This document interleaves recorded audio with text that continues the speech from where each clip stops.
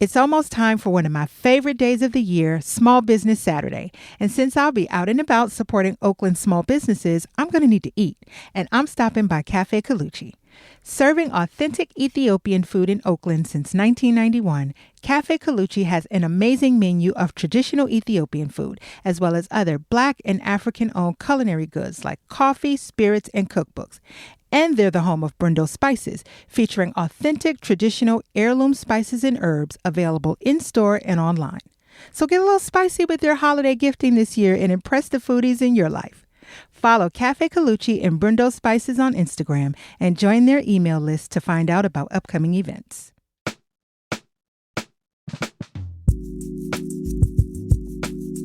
Hey, this is Kahja Elliott, Bronx born and raised, ATL made, Bay Area becoming, and this is the As Told By podcast.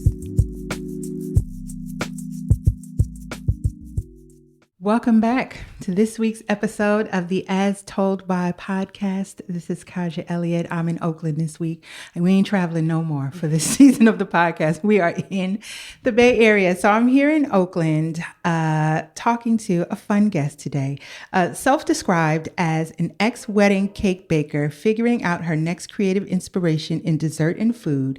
I'm talking today with Malaka Hampton, and you may remember Malaka from Two Chicks in the Mix, where the focus was on baking with organic, local, and ethically produced ingredients. So welcome to the pod, Malaka. Hey, thanks for having me. I'm so excited. Oh my God, me too. So like we were saying on the way up here that we just have come across each other when I would order a cake and come pick up and just, hey, and pick up the cake. So this is like our first time sitting down talking. Right. Like now that I'm a human and not like a business, I'm like actually connecting with you. Yep. Absolutely. Absolutely. Even though those cakes were really something special. First of all, they were so ornate, and there would be pearls and real flowers and elevated flavors. So they definitely have been present for some of my family moments. We had the carrot cake for my granddaughter's first birthday. I remember that. Thank you so much for your support. I really appreciate it. Absolutely. Yeah. So good to sit down and talk to you. So I know, or I read that Two Chicks in the Mix started in LA. So is that where you're from? And if so, how'd you end up in the Bay? Yeah, I'm born and raised in Los Angeles. And I came up to the Bay Area to go to grad school. So I went to SF State and I got my degree in human sexuality there. Oh, that's interesting. Mm-hmm. Yeah, I actually just used it as a way to get up here. That program was like not a good program. Okay. Yeah. Get it how you live. Yeah. Okay, so how do we get from human sexuality to cake baking? Yeah, so I just was like really stressed during that time. It was a big change for me, and I turned to like cooking and baking as just like a stress reliever, and just to help me with like better eating habits, because I really was just not eating well at that time. So I really started like cooking for myself and like baking for myself. But I've always loved bakeries and had a really big sweet tooth. Like that's something that my mom and I grew up like doing, is visiting like bakeries in LA and different stuff like that. So that's always been a big part of who I am. And yeah, I just was like, I really want to be an entrepreneur post grad school, and just was like, well, what can I do? And I was like, I want to start a business. And that basically started the path. Yeah. Okay. Now that's, so there's some things to unpack there, because usually people was like, we just had a history of baking in the house. They're not producing that, right? You're doing, these really elevated concepts and, really professional wedding cakes, which, that's not definitely, well, I guess some people could just throw it together, but most people don't want to throw together wedding cakes. So you were really doing this at a high level. Are you self-taught? I am completely self-taught. And what's funny is that I had never baked. Like I have no restaurant experience. I have no like commercial baking experience before I started the business. It was just like, I just went full force into it. And that's part of the beauty of like starting a business, is you're kind of like, you don't know what you don't know. So you're willing to take those risks. But yeah, I'm totally self-taught I just love food. I love studying other bakers and other food makers. And yeah, I'm just like a student of the game. And that's kind of how I taught myself. Okay, got it. You jumped in there.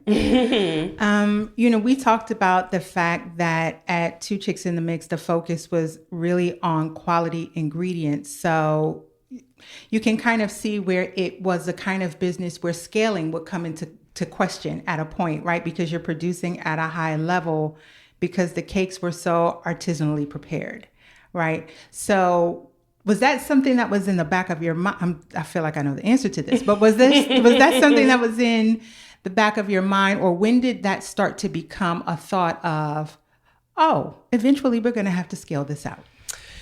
That's such a good question. In the beginning, no. You're kind of still finding your voice. Like, what kind of bakery do I want to be? Because bakeries come a dime a dozen, Mm-hmm. What kind of voice do you want to have basically in the industry, in your community? And so I think I thought a lot about that. And that was really important to me, was like organic things and like special things and kind of like doing things a little bit different. I don't like anything too different. Like, I don't like being different for the sake of being different. Mm-hmm. Like throwing a lot of stuff on there just to make it sound weird. Like, I don't like that. But I do like something a little bit to the left. Like, how can we make it just like a little bit more special, a little bit more elevated? Mm-hmm. And so, yeah, scaling, it's really hard to do that when you're trying to buy everything organic. You're trying to buy these things that maybe people haven't heard of. It's really, really hard. And so I would always be like, oh, I wish I could do that. I wish I could do that. But then when you're making 100 of it, it's a lot different. Like, you have to find ingredients where you can buy a big quantity of it. And so that is definitely something that we struggled with throughout the years. Yeah. I don't know if that answers your question. That absolutely answers the question. And I mean, to the point that you made a moment ago about not having experience as a professional baker, not even having experience as a business owner before you started. Looking back, do you think that was a pro, or do you think it was a con? If I had to give one answer, I would say a con. Mm-hmm. Just because, like, what you learn in the restaurant industry is invaluable, and I think I picked up those things working in kitchens, kind of seeing how other people around me behaved and stuff like that. Oh, this is how you should scale something, or this is how you should do something. But it was definitely a learning curve for me. Like, learning how to bake a dozen cookies is a lot different from learning how to bake 10 dozen, and I ran into a lot of mistakes in my early days. But I learned quickly, I think. But I definitely would say overall it's a con. And I have sworn off starting another business, at least in that same way. But I think if I ever was to start another business, I would take some classes first, mm-hmm. and maybe even work for some people before I do it again, Mm-hmm. Mm-hmm. This is interesting because some of the mentors that I have who have been, 20 plus years entrepreneurs, we are in these conversations often. And I can see both sides of that. Some people, they are creating a website and doing an LLC and getting merch. And, one of my mentors would say, go sell something, right? Like, so there's an ability or like a willingness when you say, I didn't know what I didn't know, to get out there and actually be doing. That sometimes if you've had an experience before, or maybe if you just have trepidations, like you're doing all the things to work up to it, but you haven't gotten out there to actually do it yet. So I can see both sides of it being, a pro, a con. Yeah, definitely. I mean, I feel like, you don't know what you don't know. So at that time, it felt like totally fine. You're taking risk. Yep, you're taking risk. I was like, this was 10 years ago. I'm 35 now. That I was 25. You know what I mean? You're just in a totally different mindset. So I have no regret. But it is what it is. I'm grateful for the journey. Yeah. Mm-hmm. Yeah. So let's dig in a little bit into the partnership, because the business was Two Chicks in the Mix, and I'm here with one chick. Yes. Right. And what do you think led up to the dissolution of that? I can imagine being in business with friends or people you have, relationship with, is not easy, right? So looking back, what do you think was like the beginning of, oh, we about to have problems? Is this a therapy session? Listen, you say as much as you want or don't want. No. I mean, it's like there's so much processing because Officially, I closed the business in June. So it's 4 months post that, and I dedicated 10 years of like my blood, sweat, and tears to it, like my passion. And so it's like a lot of processing. What I'll say about the partnership is like, don't go into business with your friends. Do you hear me? Do not go into business with your friends. It's my one takeaway. There's so many takeaways, and we could talk more about it, but I just mean like it is like a hard and fast rule for me now, because if you do, this is my caveat, it has to be someone who you can be brutally honest with. Do you know what I mean? Like brutally, like, I didn't like when you did that. You're not doing this. That sucked when you did that. Like, you're not showing up for me. Like, that was ugly. You should be able to say anything to this person. If you can't say anything, if you find yourself holding back, it's not right. Like, think of a person, maybe your mom. My mom is like that person for me. I can say anything to my mom and we'll get back on track. My business partnership was not like that. Okay. So, and we were best friends since high school. Oh, wow. But there's distance, there's kind of like things left unsaid. Those adult friendships where it's kind of like, I didn't like when they did that, but you don't really address it. And so I feel like that built upon each other. So it's like, oh, we have this certain standard. Maybe one person is not holding themselves to that standard, or just different things that happen in business. At the end of the day, it really was just like, I felt like I was putting in a lot. I was putting in a lot of work. I feel like I carried about 90% of the business, and my business partner was not carrying what should have been 50% of the business. Okay. And that was from the very beginning almost. It was kind of like, let's do this thing. And then I really got passionate about it. And I ran with it. And I was like, let's do this. And it almost was like I was taking her by the arm. If you've ever been in an unequal, like, romantic relationship, it's the same way, where you're like, I want to do this. And your partner's kind of just like, whatever. I'll do that if you want. Not equally yoked. Not in alignment. And that's what I tell people. If you want to have a business partner, make sure you guys are in alignment. What do you want out of the business? What kind of lifestyle do you want it to provide for you? How much work are you willing to put into it? When do you want to say goodbye? You have to have an exit plan. You're not going to do it for the rest of your life until you die. Everybody has to have an exit plan. What's the exit plan? Like, be in alignment. And it just was like so many things. Yeah. Wow. Okay. So there's a lot here. First of all, can I just say this off topic for a second about equally yoked? I don't know what I was looking at recently where I saw a photo of a yoke. And I was like, I don't want to be yoked, period. They're nasty. Equally or unequally. It looks like a heavy wooden block over your neck. And, the equality is just so my neck is not dragging or your neck is not high. And I'm like, I don't want to be yoked. Yeah. Let me be equally partnered. How about that? Right? Yeah, definitely. But this is just, I'm thinking about this because, your stance of don't go into business with your friends. So many times that's how it starts, because these are the people you're talking to and you're sharing your dreams and, what you want for yourself and vice versa. And the next thing you know, there's the train. For some of y'all that was there for season like 2 and 3, there was always a train in the background. So I'm back in that vicinity. Welcome back, train. Y'all hear it again. But these are people you're sharing your ideas with and you're bouncing things off of them. And it's almost very natural to end up in these business-esque conversations together. But like you said, especially with adult friendships, sometimes the elasticity is not all the way there, and you say something and they say something and it doesn't land right, and it can really wear a relationship out over time. Yeah, you're really speaking to like so many adult friendships in general, but this situation in particular, it's just like you have to be brutally honest, like nothing held back.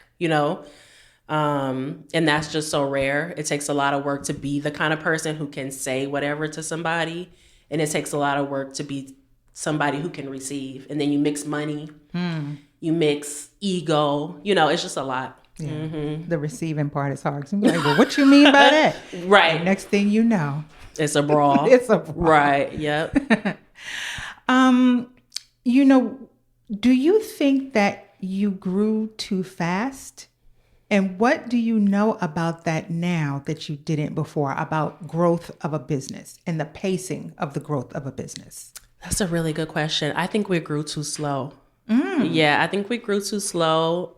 I mean, I don't know what the perception is. You can tell me because I'm interested in that question, like where that question comes from. But like, what I know now is like,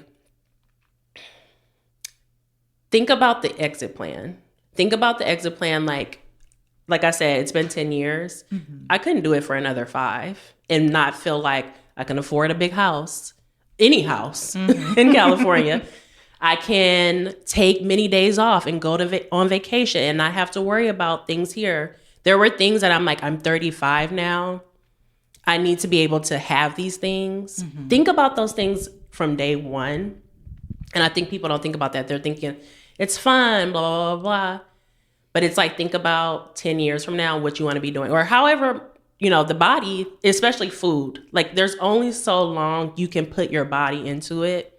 That's like a product-based business, Yeah, so I would say like we grew too slow. I looked up and I was like, I don't have everything that I wanted to have when I was starting this business. And I had to call it quits. Yeah. Yeah. I mean, from just me as a customer perspective, I remember when it was like split where there were operations in SoCal and then here in Oakland. I was like, oh, they've got the state on lock, from the bottom to the top. So as a customer, that was my perspective of what was happening. But, you see things and you see businesses and you hear all these things, now is so prevalent in the culture, all this conversation around entrepreneurship, and it's often referred to as like financial freedom, or just freedom, period, the freedom of entrepreneurship. The more entrepreneurs I get to know, I don't feel very free. No, not at all. I want to say like, okay, if we talk again in 5 years, that I'll be less jaded. I want to say that. But people lie on the internet. That's number one. They lie about what they're making and what they're doing. And I'm like, I want to speak specifically to food. It's so hard to make a sustainable living selling a product-based food item. It's just so hard. And then I'm just like, financial freedom where? It's financial debt.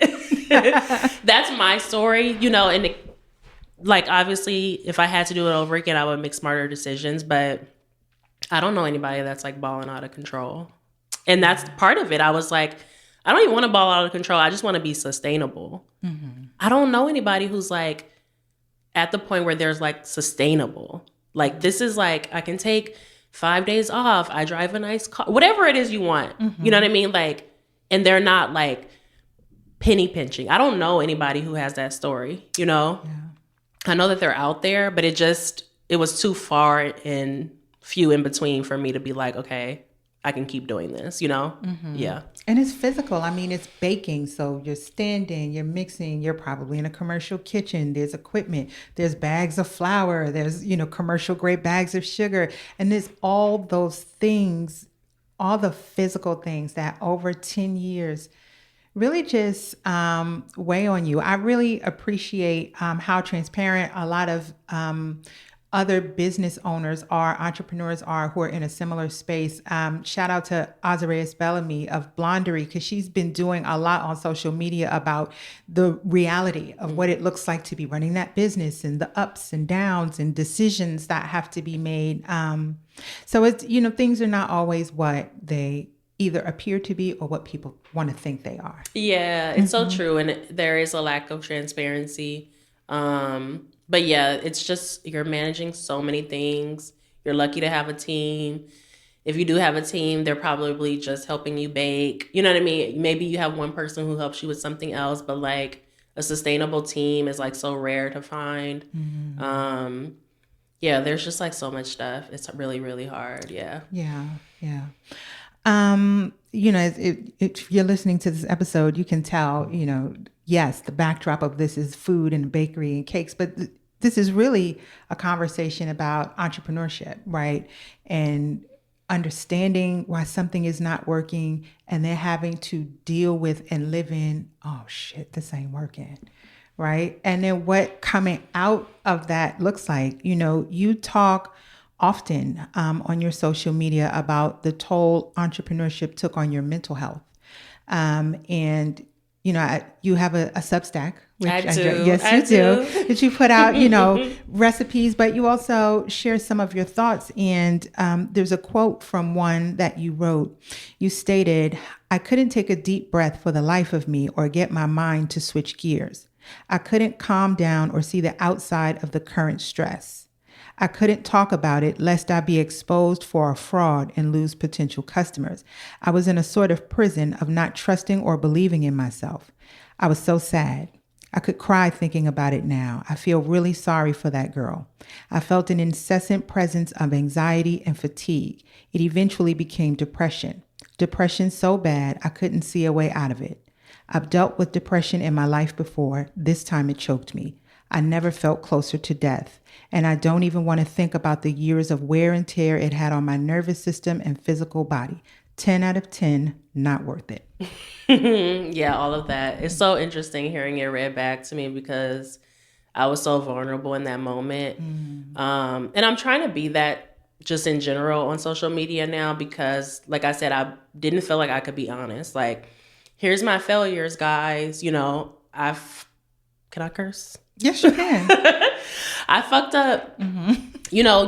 When you are running a business, even if you do have a small team, like there were times in my business that I had a small team, but you're still like the sole person, especially I'm talking about this partnership where it was like uneven. I really like ran the ship, you forget orders. Every product that you put out is not your best. You forget things. You flub up so many times. And I felt like I could never say that because then I always thought a customer is going to see that and be like, she's talking about she's flubbing up. I'm not going to support her. That was always what I thought. And I think it really did. It choked me because I never felt like I could be a person online. I never felt like I could be like, I'm struggling, guys. Like, how do I do this better? Like, I always was thinking about like the person who was not going to want to support me if they thought that I wasn't perfect, So, yeah. Okay, so if you're anything like me, you've spent 2024 building your platform and growing your audience. But now that you have, what's next? A website? Marketing media that highlights your brand? Or maybe even a headshot or logo people see long before they ever meet you. DiffWorks specializes in all of these and more. So if you're looking for multimedia and a strategy to help you tell a cohesive brand story, you definitely need to talk to them. Book a consultation today at staydiff.com. Wow. And doing wedding cakes. There's such a, connotation to that. These cakes are going to be photographed. It's going to be, a part of people's special day forever and ever. There's traditions around it. And what I would imagine is the pressure of, you better get that shit right. You are so, listen, I'm talking about all this anxiety. Why did I choose to make wedding cakes? Because you know what? It makes a good amount of money in the industry, especially in the cake industry. You should make wedding cakes. And I didn't just make like, oh, you can get a single tier vibe. It was like, no, we're going to stack it high. We're going to deliver it. The kind of like highest pinnacle, of what a cake can be is a wedding cake. And it was stressful. It was very, very stressful because you're dealing with the client. They have a vision of the way their cake is going to look. And a budget. They have a budget. They paid you. Their invoice is completely paid by the time you're working on the cake. You can't go back and be like, oh, actually, they were out of this at the store. You have to adjust if you need to adjust. Things happen in transit. Weather conditions. Traffic conditions. You get chewed out. You get chewed out by breasts. I wanted to say brides and guests. So it's a hybrid. It's everybody. You know, and I don't mean to make it seem like it's all bad. Like, I do feel like I did my job well. Yes. You know, but those cakes were gorgeous. Thank you so much. Yes. And I'm receiving a lot of like, you're a good baker. You're a good baker. You're a good baker. Because I felt so long I didn't feel like that. I always felt like I was not good enough. Always felt that way, you know? So yeah, it's just like, now I'm like, that girl, who was that? I'm just getting out of that mindset of like, oh my gosh, like the rat race of like entrepreneurship, you know? But yeah. Now that you almost never hear that phrase connected with entrepreneurship, the rat race. That's the phrase reserved for the 9-to-5ers, right? But there's a rat race to be had on both sides. And I would think it's a little bit more intense when it's an entrepreneurial rat race because it's just you and maybe a couple of other people, like you have to produce. Yep. There are no, oh, I need to call in sick. There's no, I need to leave early. There's no, can you reimburse me? There's none of that. You don't get, you pay yourself, but it's like, how much can I pay myself this week? How much can I pay myself next week? Oops, here's a big expense. Can't pay myself that. You know what I mean? Whereas like I'm working now, it's like they better have my money on time. It's direct deposit. It's this amount for this amount. Hey, it's, it's not, oh, wait, it's a slow month. I got to cut it back. No. So it definitely is a rat race. I mean, I feel like there are positives, you know, to being an entrepreneur, obviously. But there is definitely an over glamorization of it too, you know? Yeah. Got it. Yeah. How did you finally make the decision to do something else as far as just ending it versus, well, hey, I could just hire and go it alone, right? And keep it on my own. And once you did decide, you know, this is going to be no more, were people trying to talk you out of it? Everybody has talked me out of it because I think that what I've heard is that they feel like I light up when I'm baking, that it's my thing. And I feel that way in a sense. I feel like it is my thing. I'm on autopilot when I do it. So I've done it for so long. So I can see somebody being like, this is your thing. And like, don't stop. And I've heard that so much. My mom was probably the biggest person that was like, don't stop, don't stop, don't stop, don't stop. And I really had to be like, no, it's time. And I think what it was like, you're racing the burnout. The burnout is going to come. To anybody listening to this, it's like, it will come.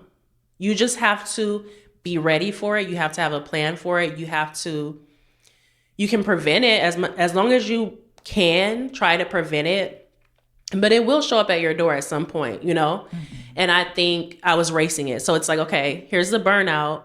Here's all the solutions I can come up with to get more help, to raise prices so that I'm making more money, all these different things, but you're racing the burnout. Those things take time to implement. You can't turn around and hire somebody tomorrow. You can't turn around and be like, what price should we have tomorrow? So it's like each day you're still working at that same burnout level. So it's like, which is going to win? And the burnout just won. There was no time for me to implement new solutions and me to feel like I'm not so burnt out. You know, it just was like, the burnout is here. It's not going anywhere no matter what I do.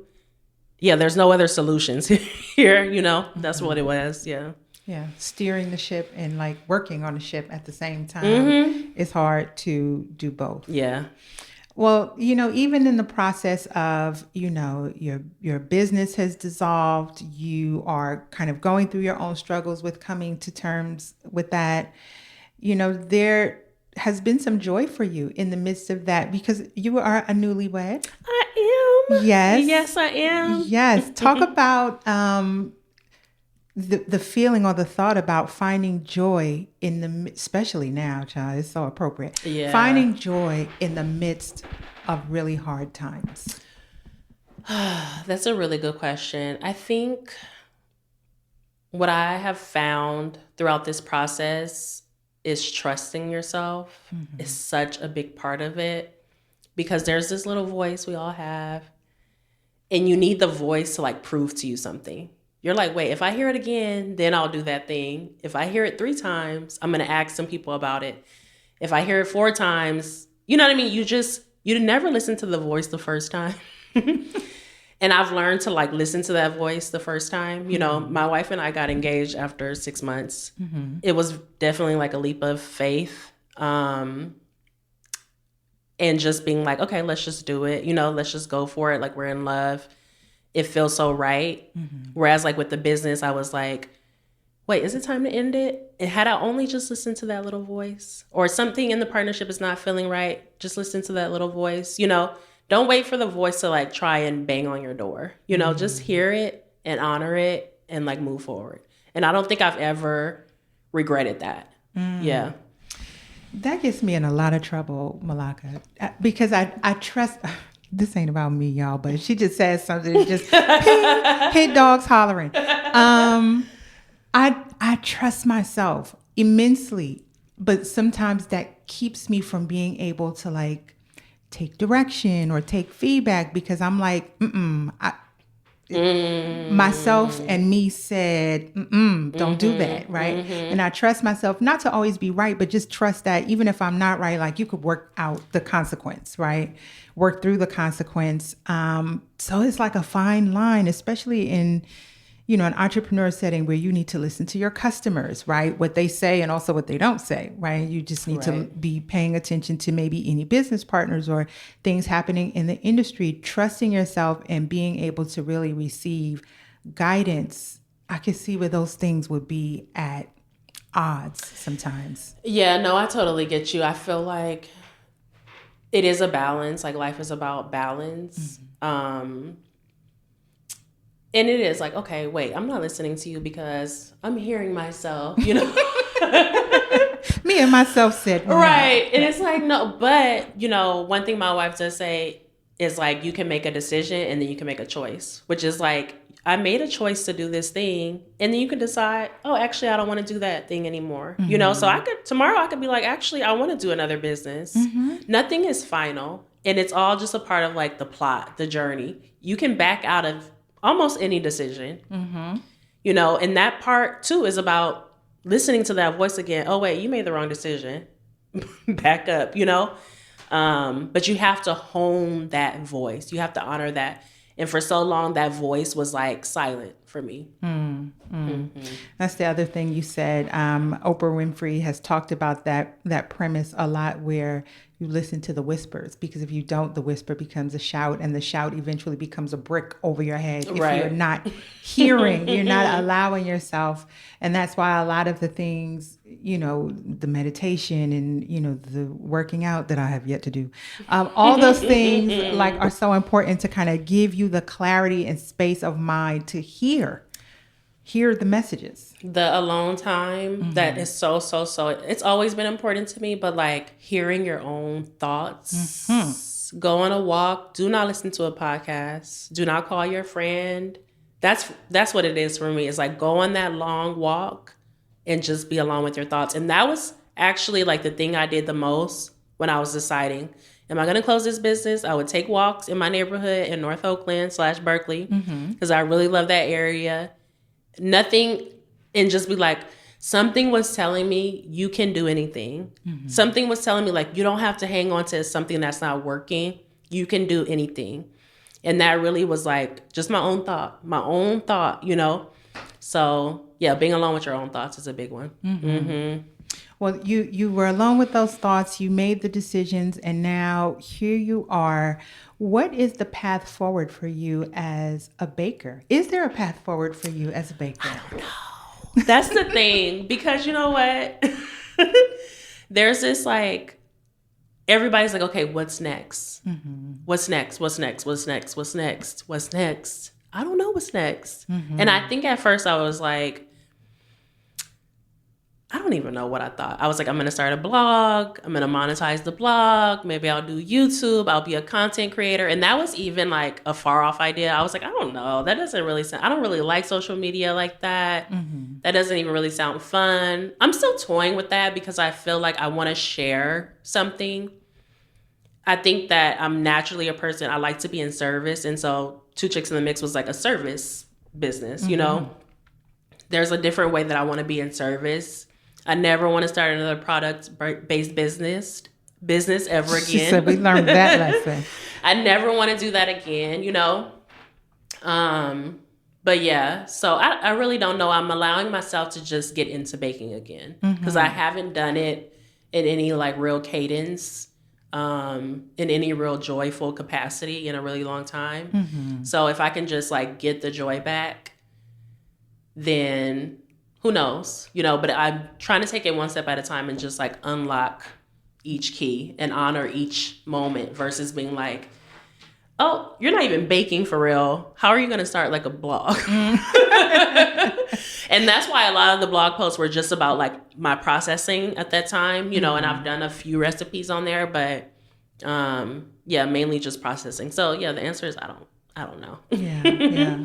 Well, I mean, in talking about getting, you know, the joy back in baking, by the time this episode comes out, it's going to be the week of Thanksgiving, which is a week people associate with joy and baking. Yes. So, you know, looking at that and thinking about how different your relationship to cooking and baking will be, you know, at this time, you know, for this year, for this holiday season, are you excited to get in your kitchen, or are you like, we picking up cakes and don't ask me? Listen, I'm toying between those two. You know, I feel like there's this baker mentality in me. Not that we don't support other bakers. We do. We have a really good baker community. But you're kind of like, I can do that. Like, you know what I mean? I'm going to bake the pie because I know how to bake pies. So I am kind of like, there's a couple of people I have on my list who I would love to order a pie from. But then, you know, my loved ones are like, no, you're going to bake the pie. And I'm like, there's nothing in my body that desires to do that. And there's nothing that's like, I'm excited to do this, because part of it too is like, I've made every pie. I want a challenge. I want something like different. And so part of that is like, okay, coming up with something different in my head to be like, I've never done that. But then I still have those remnants of anxiety that's like, if it's not perfect, you know? So it's like when you're baking for friends and family, it's you're turning off something, you know? It's like that you're turning off the need for perfection. And I still haven't turned that off quite yet to where I am unlocking the joy of it. So it might be that I end up ordering from some people, and I'm excited about that. But it is like... Hey. Okay, so listen, you know, in that line, can I ask you a few baking questions? Yes. Can I dispel a few baking myths? Yes, I would love that, actually. I like to be in the kitchen. You know, I love baking. I try not to bake that much because I live alone and you bake and you have to eat. My neighbor downstairs was taking so many baked goods for me. And then I think she got the nerve to tell me she was gluten intolerant. And I was like, oh no. And she's like, an elder. And I'm like, oh no, why you got me feeding you were risking her life. She was risking it all. So I try not to bake that much, but when I do, it's such like a stress relief for me. I enjoy it so much. Okay, so let me ask you a couple of questions. First of all, I'm attempting this year to stop buying Marie Callender's pie crust and just make a crust, right? Okay. Are you shredding in frozen butter, or are you cutting in chunks of just cold butter? Yes, chunks of cold butter. I feel like, you know, I just taught a pie class at the Artisan Baking Center in Petaluma. Oh, nice. Yeah, and I just was like, I really honed in on there's certain techniques that are out there that are not worth it.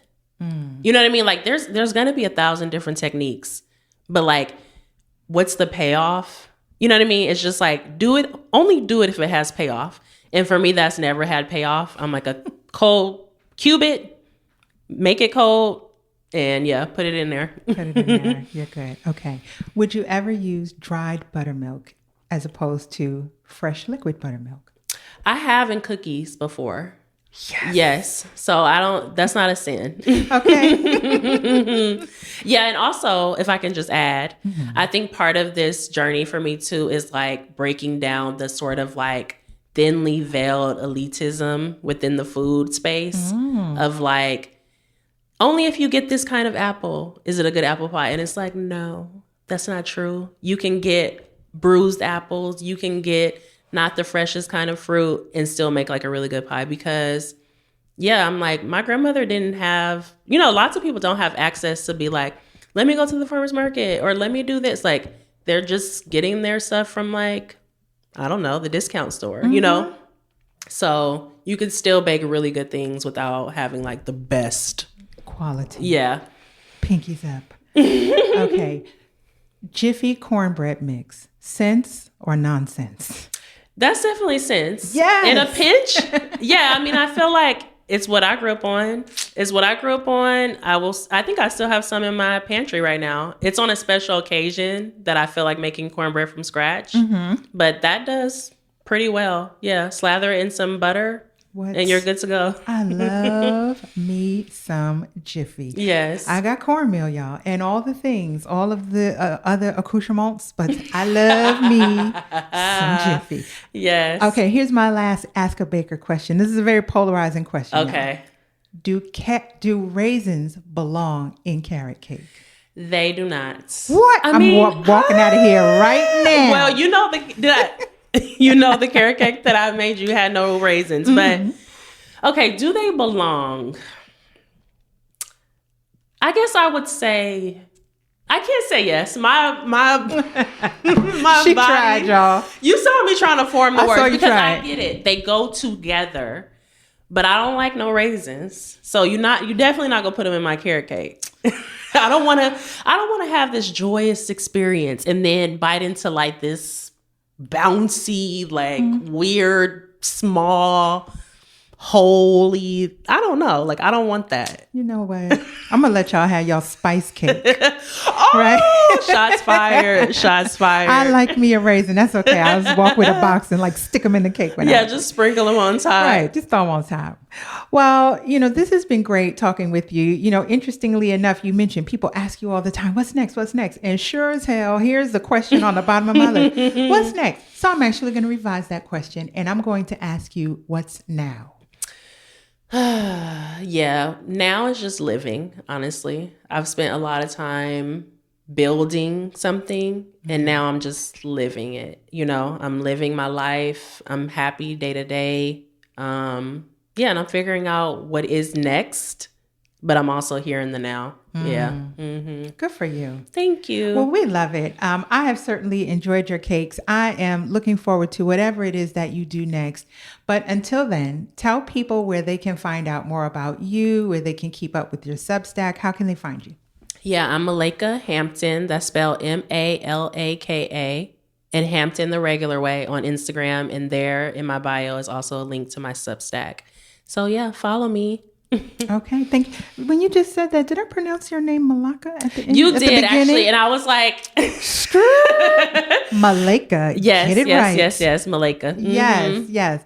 Well, thank you so much for talking with me today. If you want to keep up with me in between episodes, you can find me on Instagram at HeyKinTheBay.